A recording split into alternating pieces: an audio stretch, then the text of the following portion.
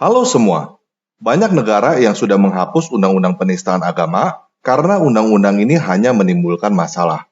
Tetapi, Indonesia masih mempertahankan undang-undang penistaan agama di dalam pasal 156A KUHP.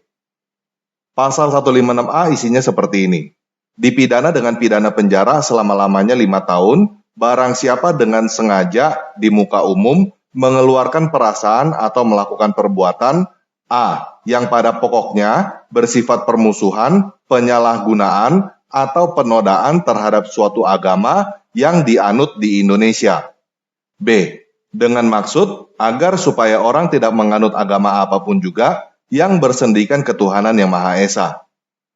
Pasal 156A KUHP berasal dari penetapan Presiden nomor 1/PNPS tahun 1965 tentang pencegahan dan penyalahgunaan dan atau penodaan agama.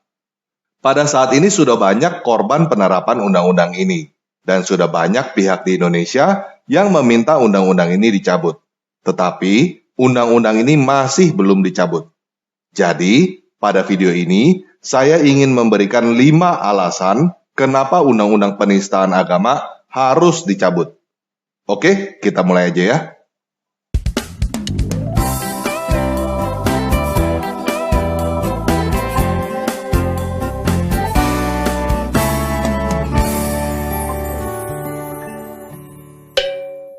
Nah, pada awalnya undang-undang ini dibuat untuk mencegah penyalahgunaan dan penodaan agama. Tetapi, kenyataannya, undang-undang ini justru disalahgunakan dengan dalih agama. Undang-undang ini dapat dengan mudah disalahgunakan oleh oknum atau institusi sehingga mereka tidak boleh dikritik dan bahkan bisa membuat mereka kebal hukum. Contohnya ada oknum yang membuat investasi bodong dengan menggunakan atribut agama dan iming-iming surga. Mereka menipu dan memanipulasi masyarakat dengan menggunakan agama. Orang yang memberi peringatan kepada masyarakat bahwa mereka sebenarnya penipu malah bisa ditangkap karena dianggap menista agama. Setelah ketahuan ternyata masyarakat dirugikan pun, masyarakat tidak bisa berbuat apa-apa karena mereka ditakut-takutin masuk neraka dan takut dianggap menista agama. Jadi sebenarnya tujuan undang-undang ini bagus, yaitu mencegah penyalahgunaan dan penodaan agama. Tetapi kenyataannya undang-undang ini tidak pernah tepat sasaran di negara manapun. Itu sebabnya sudah banyak negara yang menghapus undang-undang penistaan agama. Kenyataannya dengan adanya undang-undang ini justru agama dinodai dan disalahgunakan secara legal. Jadi, alasan pertama kenapa undang-undang penistaan agama harus dicabut adalah karena membuat agama yang sesat dan oknum-oknumnya menjadi kebal kritik dan kebal hukum. Undang-undang ini justru membuat agama dinodai dan disalahgunakan. Alasan yang kedua adalah karena undang-undang ini selamanya akan tidak konsisten dan subjektif. Karena penistaan agama itu relatif. Menurut siapa? Sebagian umat muslim sudah merasa agamanya dinista ketika mendengar ada orang yang berkata bahwa Muhammad bukan nabi. Tetapi, sebagian umat muslim lainnya tidak merasa agamanya dinista ketika mendengar ada orang yang berkata bahwa Muhammad bukan nabi. Sebagian umat Kristen sudah merasa agamanya dinista ketika mendengar ada orang yang berkata Yudas menggantikan Yesus di salib. Tetapi, sebagian umat Kristen lainnya tidak merasa agamanya dinista ketika mendengar ada orang yang berkata Yudas menggantikan Yesus di salib. Jadi pasal ini akan selamanya menjadi pasal karet. Ujung-ujungnya adu kekuatan massa. Artinya, hukum pasti akan tunduk pada tekanan massa ketika berurusan dengan undang-undang penistaan agama. Orang yang tidak bersalah menjadi bersalah hanya karena tekanan massa. Dan hal ini memicu alasan ketiga untuk menghapus undang-undang penistaan agama. Yaitu, undang-undang ini memicu main hakim sendiri, kekerasan massa, dan penganiayaan terhadap minoritas. Seperti yang saya katakan tadi, penistaan agama itu relatif menurut siapa? Bisa bayangkan nggak jika semua orang yang dilaporkan menista agama langsung ditangkap? Kalau semua orang yang dilaporkan menista agama langsung ditangkap, maka semua orang Indonesia akan main lapor, dan semua orang Indonesia akan ditangkap. Betul kan? Nggak mungkin pemerintah melakukan hal itu kan? Nah, ketika ada masyarakat yang merasa menurut mereka agamanya dinista, lalu masyarakat itu merasa pemerintah tidak bertindak, maka ada sebagian dari mereka merasa punya hak untuk bertindak main hakim sendiri. Dan mereka akan menyalahkan pemerintah yang tidak menjalankan undang-undang. Jadi undang-undang penistaan agama akan membuat pemerintah selalu dalam posisi salah. Dijalankan salah, tidak dijalankan salah. Masyarakat akan selalu merasa pemerintah tidak adil, terlepas pemerintah menjalankan atau tidak menjalankan undang-undang penistaan agama. Untuk apa undang-undang yang tidak akan pernah bisa memberikan keadilan? Selain itu, alasan keempat kenapa undang-undang penistaan agama harus dicabut adalah karena undang-undang penistaan agama melanggar hak asasi manusia yang dijamin di dalam Undang-Undang Dasar 1945. Undang-Undang Dasar 1945 pasal 28 berkata, setiap orang berhak atas kebebasan berserikat, berkumpul, dan mengeluarkan pendapat. Undang-Undang Dasar 1945 pasal 28E butir kedua berkata, setiap orang berhak atas kebebasan meyakini kepercayaan, menyatakan pikiran dan sikap sesuai dengan hati nuraninya. Undang-Undang Dasar 1945 pasal 28F berkata, setiap orang berhak untuk berkomunikasi dan memperoleh informasi untuk mengembangkan pribadi dan lingkungan sosialnya, serta berhak untuk mencari, memperoleh, memiliki, menyimpan, mengolah, dan menyampaikan informasi dengan menggunakan segala jenis saluran yang tersedia. Undang-undang penistaan agama jelas membuat orang tidak bebas dalam mengeluarkan pendapat, membuat orang tidak bebas menyatakan pikiran dan sikap sesuai dengan hati nuraninya, dan juga menghalangi orang untuk memperoleh informasi dengan dalih penistaan agama yang relatif menurut kepentingan siapa. Kita punya hak asasi untuk mendengar, dan kita juga punya hak asasi untuk tidak mendengar. Tetapi, hak asasi kita untuk tidak mendengar sholat dirampas, dan kita tidak boleh protes. Kalau protes, dianggap menista agama. Akibatnya akan diamuk massa, lalu dimasukkan ke penjara oleh pemerintah. Jadi, pemerintah akan selalu salah selama undang-undang ini masih ada. Tidak dijalankan salah, dijalankan salah. Dan apapun keputusannya akan menimbulkan perasaan tidak adil pada masyarakat.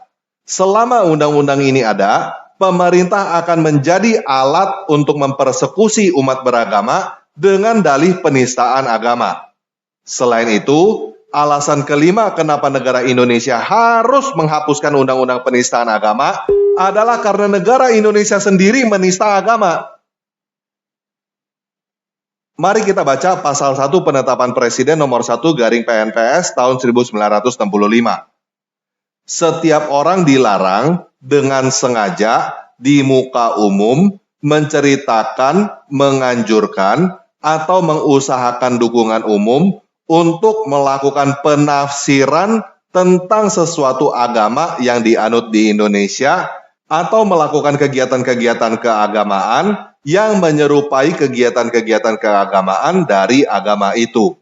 Penafsiran dan kegiatan mana menyimpang dari pokok-pokok ajaran agama itu. Nah, sekarang saya highlight apa yang relevan dengan apa yang mau saya sampaikan.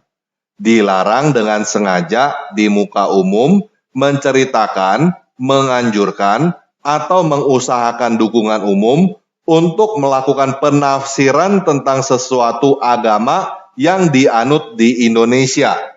Penafsiran yang menyimpang dari pokok-pokok ajaran agama itu. Agama-agama yang diakui di Indonesia sekarang ini adalah Islam, Kristen, Katolik, Hindu, Buddha, dan Konghucu. Jadi, dilarang dengan sengaja di muka umum menceritakan, menganjurkan, atau mengusahakan dukungan umum untuk melakukan penafsiran tentang agama Kristen dan Katolik yang menyimpang dari pokok-pokok ajaran agama Kristen dan Katolik. Paham ya? Nah, sekarang mari kita lihat buku Pendidikan Agama Islam dan Budi Pekerti kelas 8 milik negara. Hak Cipta 2014 pada Kementerian Pendidikan dan Kebudayaan. Halaman 10 tertulis demikian. Kitab Injil diturunkan kepada Nabi Isa pada permulaan abad 1 M.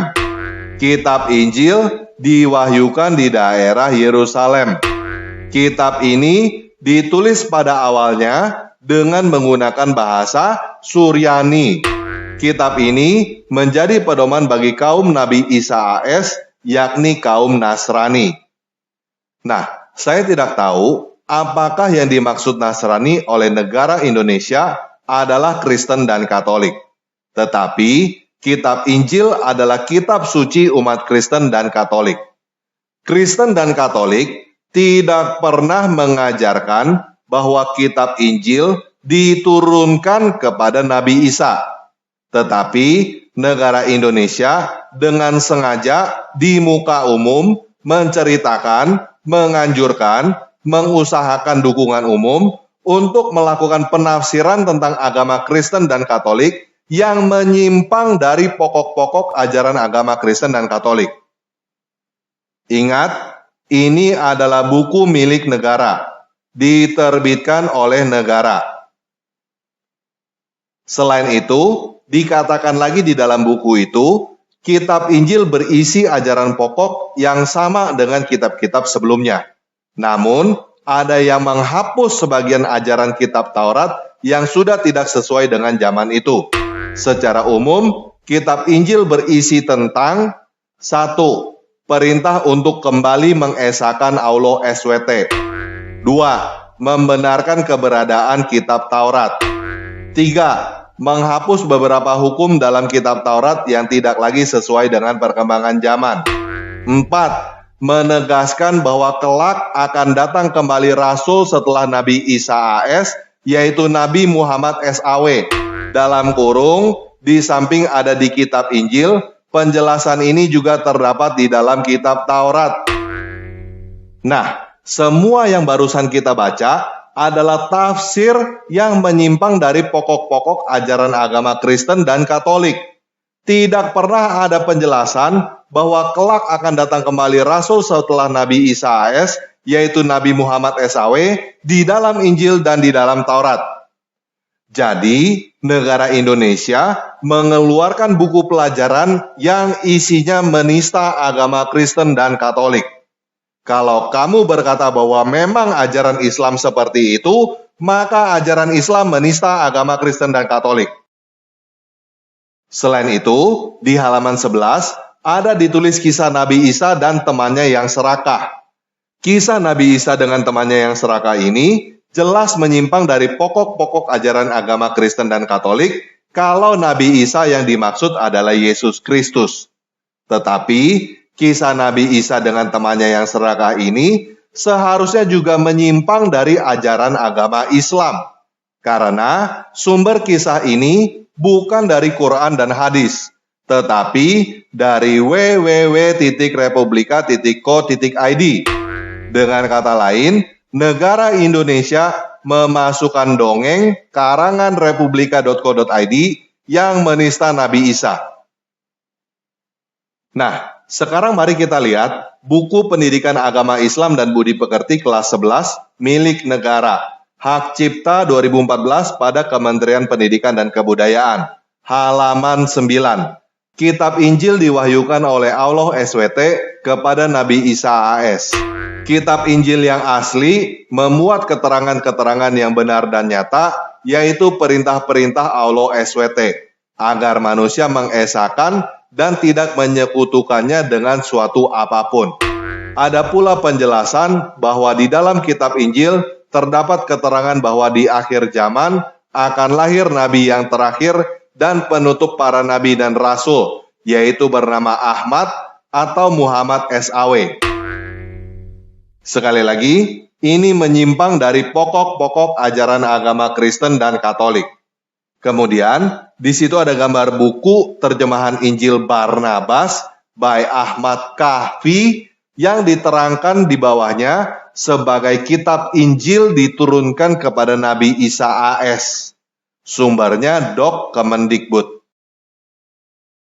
Pada halaman 10 buku itu, negara Indonesia menghina Injil dengan berkata, hanya saja Injil pun senasib dengan Taurat, yakni sudah mengalami perubahan dan penggantian yang dilakukan oleh tangan manusia. Kitab Injil yang sekarang memuat tulisan dan catatan perihal kehidupan atau sejarah hidupnya Nabi Isa AS. Kitab ini ditulis menurut versi penulisnya, yaitu Matius, Markus, Lukas, dan Yahya dalam kurung Yohana. Mereka adalah bukan dari orang-orang yang dekat dengan masa hidupnya Nabi Isa AS. Sejarah mencatat, sebenarnya masih ada lagi kitab Injil versi Barnaba. Isi dari Injil Barnaba ini sangat berbeda dengan isi kitab Injil 4 macam yang tersebut di atas. Jadi, negara Indonesia mengajarkan kepada masyarakat bahwa Injil Matius, Markus, Lukas, dan Yohanes yang merupakan kitab suci umat Kristen dan Katolik sudah mengalami perubahan dan penggantian yang dilakukan oleh tangan manusia. Lalu mengajarkan bahwa Injil palsu yang bernama Injil Barnabas sebagai Injil yang diturunkan kepada Nabi Isa AS. Negara Indonesia menghina Injil dan Taurat, menista agama Kristen dan Katolik, menyebarkan berita bohong bahwa Injil Barnabas adalah Injil yang diturunkan kepada Nabi Isa AS, dan memasukkan dongeng Nabi Isa karangan republika.co.id pada buku agama Islam. Negara Indonesia sendiri melanggar undang-undang penistaan agama. Apa hukumannya untuk negara Indonesia? Karena negara Indonesia adalah organisasi, maka menurut pasal 2, butir 2, penetapan Presiden nomor 1 PNPS tahun 1965, negara Indonesia bisa dibubarkan oleh Presiden karena negara Indonesia menista agama Kristen dan Katolik.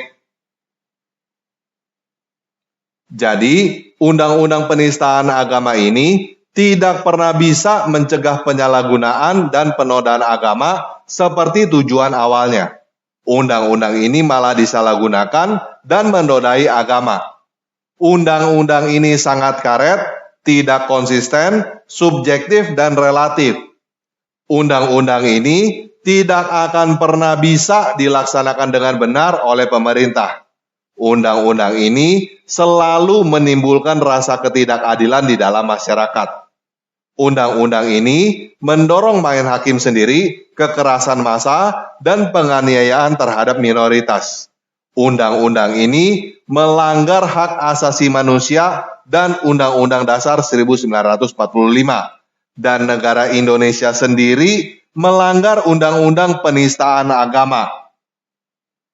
Jadi, apa alasan untuk mempertahankan Undang-Undang Penistaan Agama ini?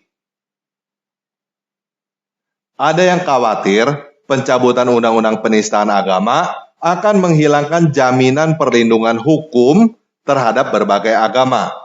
Tetapi, menurut saya, pencabutan Undang-Undang Penistaan Agama tidak menghilangkan jaminan perlindungan hukum terhadap berbagai agama. Hanya saja menghilangkan jaminan perlindungan anti kritik terhadap berbagai agama. Agama yang benar tidak takut dikritik. Jadi, apalagi alasan untuk mempertahankan Undang-Undang Penistaan Agama ini? Saya tidak melihat ada alasan untuk mempertahankan Undang-Undang Penistaan Agama ini. Undang-Undang Penistaan Agama ini malah menimbulkan banyak masalah. Oleh sebab itu, saya mau mendukung pencabutan Undang-Undang Penistaan Agama. Nah, saya mau berperan aktif dalam pencabutan Undang-Undang Penistaan Agama karena saya tahu bahwa undang-undang ini tidak akan bisa hilang begitu saja jika kita tidak berbuat apa-apa. Tetapi saya tidak tahu apa yang harus saya lakukan. Jadi, saya menyiapkan formulir untuk teman-teman yang ingin memberikan usulan kepada saya dan ingin ikut berpartisipasi dalam mencabut undang-undang penistaan agama di kolom deskripsi video ini.